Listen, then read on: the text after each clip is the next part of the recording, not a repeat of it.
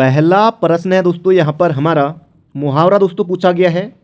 रंगा सियार होना मुहावरे का अर्थ है विद्वान होना, धोखेबाज होना, चालाक होना या फिर पागल होना। तो रंगा सियार होना, तो दोस्तों इसका सही उत्तर हो जाएगा यहाँ पर हमारा। अब देखिए विद्वान होना तो होगा नहीं, है ना। रंगा सियार होना यानी कि दोस्तों धोखेबाज होना, उसे ही कहते हैं दोस्तों रंगा सियार होना यानी कि धोखेबाज होना। ऑप्शन नंबर ए दोस्तों इसका सही उत्तर है। अगला दोस्तों प्रश्न है निम्नलिखित शब्दों में से कौन सा शब्द विस्मयादिबोधक नहीं है? हर्ष, दीर्घायु, होशियार, आहा। तो इनमें से दोस्तों विस्मयादिबोधक देखिए दोस्तों यहाँ पर इसमें भी लगा हुआ है, इसमें भी लगा हुआ है, इसमें भी लगा हुआ है। तो इसका दोस्तों सही उत्तर हो जाएगा हर्ष, इसका सही उत्तर है दोस्तों। किसी एग्जाम में पूछा गया था इसी तरह से प्रश्न, सीधे से सीधे दोस्तों यहाँ पर मैंने लिया है। तो विस्मयादिबोधक दोस्तों चिन्ह तीनों में है, तो इसका सही उत्तर दोस्तों हो जाएगा कौन सा शब्द विस्मयादिबोधक नहीं है, तो ये हो जाएगा ऑप्शन नंबर ए। अगला दोस्तों प्रश्न है निम्नलिखित वाक्यों के युग्मों में सही युग्म का चयन कीजिए। दोस्तों अच्छा प्रश्न है। संसार में सब सुखी हो जाएं, इच्छावाचक वाक्य। अब दोस्तों एक इच्छा ही है ना कि संसार में सब सुखी हो जाएं, इच्छावाचक का बिल्कुल है। क्या संसार में सब सुखी हो जाएं, अब क्या दोस्तों लग गया, तो क्या दोस्तों ये प्रश्नवाचक में इसको ले सकते हैं, बिल्कुल ले सकते हैं। अगला है संसार में सब सुखी न हो, निषेधात्मक वाक्य। अब ये भी दोस्तों ठीक है ना। तो इसका दोस्तों सही उत्तर हो जाएगा उपर्युक्त सभी युग्म सही हैं। तो संसार में सब सुखी हो जाएं तो इच्छावाचक वाक्य है, इच्छा जताई जा रही है यहाँ पर।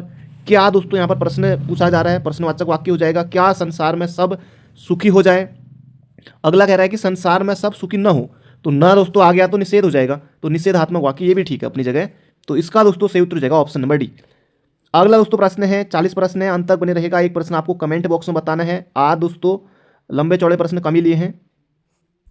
निम्नलिखित अव्यय शब्दों में से विशेषण बनाने के युग्मों में से असत्य युग्म का चयन कीजिए। ऊपर, ऊपरी, अव्यय और विशेषण। अव्यय शब्दों से विशेषण बनाने, भीतर से दोस्तों क्या बनेगा, भीतरी बनेगा।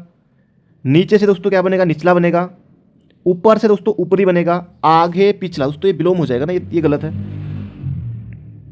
तो इसका दोस्तों सही उत्तर हो जाएगा यहाँ पर हमारा ऑप्शन नंबर सी दोस्तों, इसका बिल्कुल सही उत्तर है। अगला दोस्तों प्रश्न है संज्ञा या सर्वनाम के जिस रूप से अलग होने के भाव प्रकट हो उसे कहते हैं। दोस्तों अलग होने का भाव यहाँ पर पूछा गया है, जैसे पेड़ से पत्ता गिरा, तो अपादान कारक दोस्तों इसमें होता है।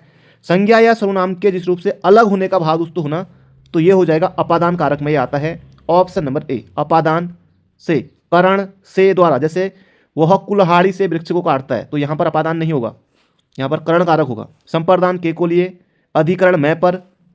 इसका दोस्तों से उत्तर हो जाएगा संज्ञा या सर्वनाम के जिस रूप से अलग होने का भाव प्रकट दोस्तों अपादान कारक कहते हैं। अगला दोस्तों प्रश्न है निम्नलिखित विलोम शब्द युग्मों में से असत्य युग्म का चयन कीजिए।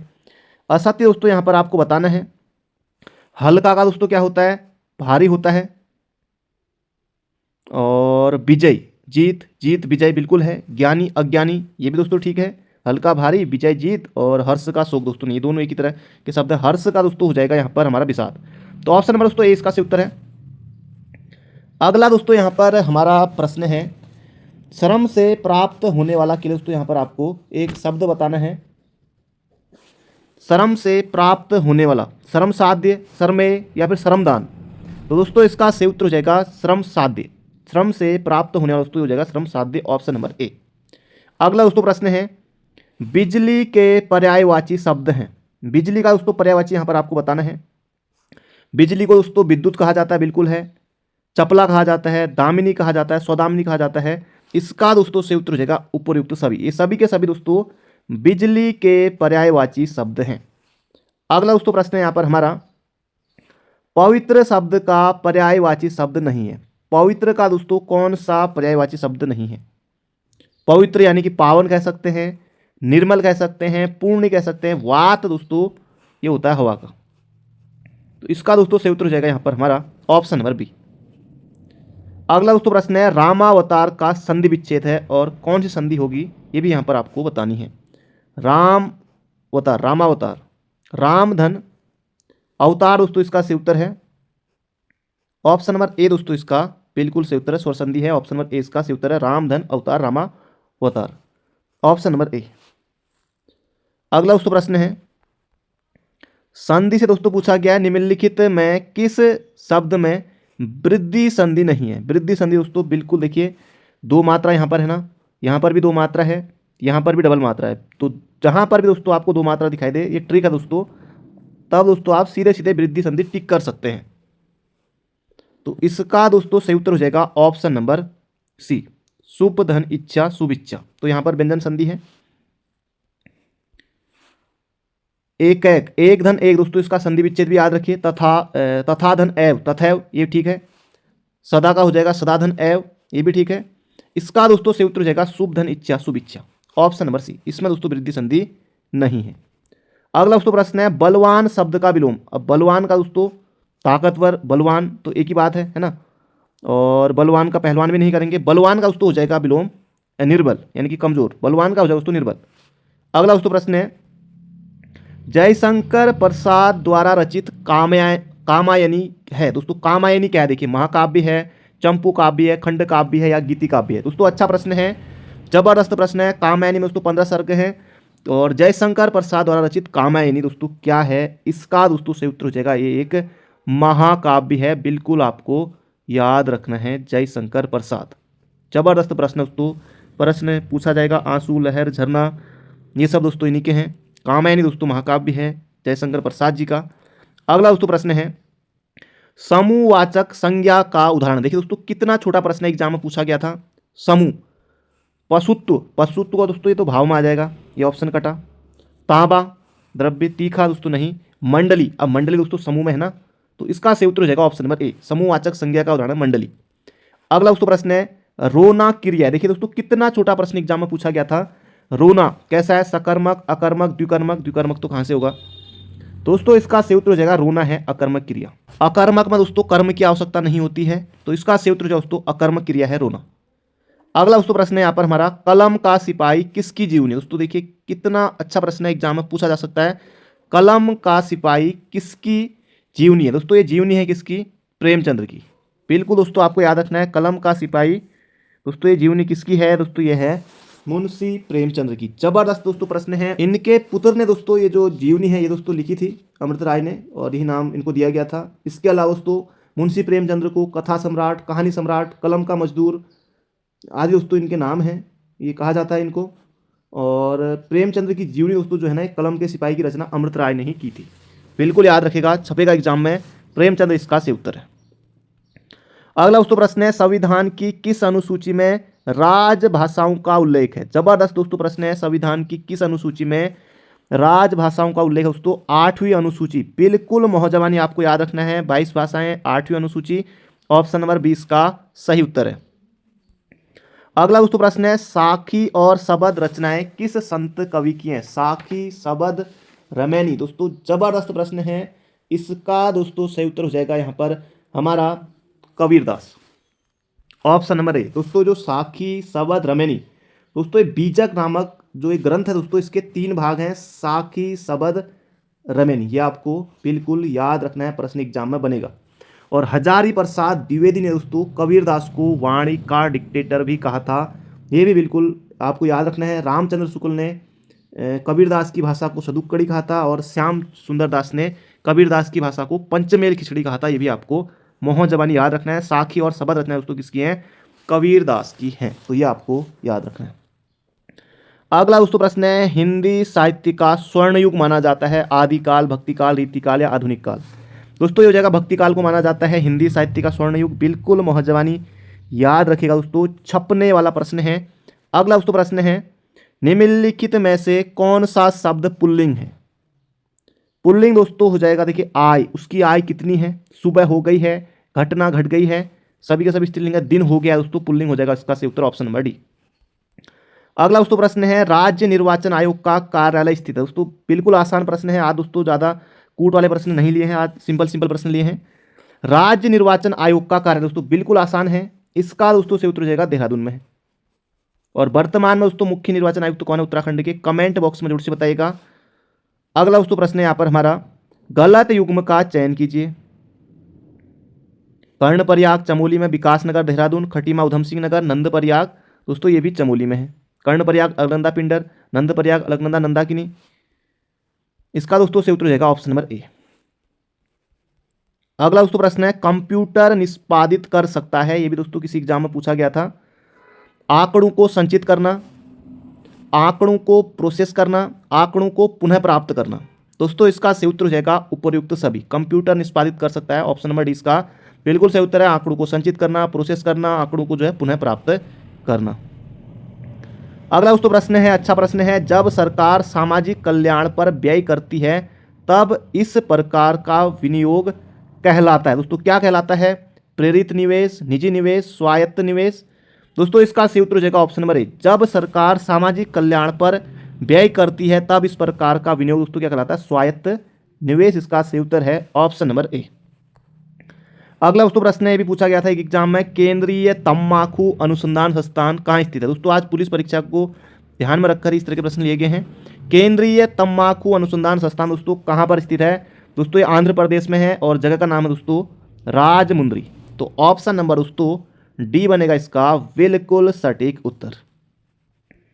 अगला दोस्तों प्रश्न है, जनगणना 2011 के अनुसार उत्तराखंड में सबसे कम जनघनत्व दोस्तों किस जनपद का है? सबसे कम जनघनत्व बिल्कुल दोस्तों आपको जैसे मैप है ना, मैप में आपने देखा होगा यहाँ पर उत्तरकाशी, उत्तरकाशी पर चमोली, चमोली के बाद पिथौरागढ़ आएंगे, पिथौरागढ़ से आप बागेश्वर को घुस जाएंगे।